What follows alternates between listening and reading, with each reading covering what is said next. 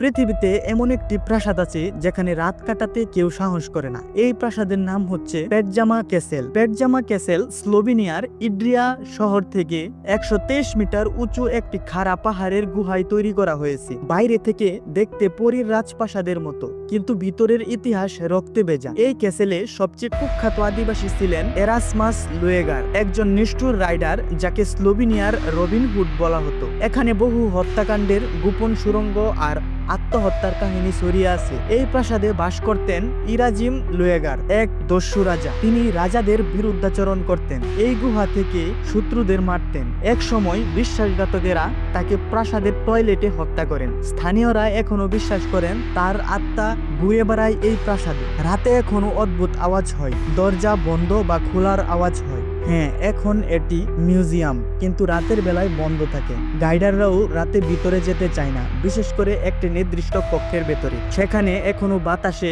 ছায়া দেখা যায়। কিছু পর্যটক ছবি তুলতে গিয়ে অদ্ভুত ছায়া বা আলো ধরেছে বলে দাবি করেছেন। ভূত গবেষকরা এখানে তদন্ত করছে, রেজাল্ট অজানা শক্তি কাজ করে। অনেকেই বলেন প্রাসাদের নিচে থাকা গুহায় আজও কারা যেন হাঁটে বেড়ায়। হঠাৎ বাতি জ্বলে আবার নিভে যায়, অথচ বিদ্যুৎ ঠিকই থাকে। কেউ কেউ বলে তারা ঘুমে দেখেছে এক রক্তাক্ত রাজা কথা বলছে। সত্য মিথ্যা আমি জানি না, কিন্তু ভয়ঙ্কর এটি নিশ্চিত। তুমি কি সাহস করে এক রাত সেখানে কাটাতে পারবে?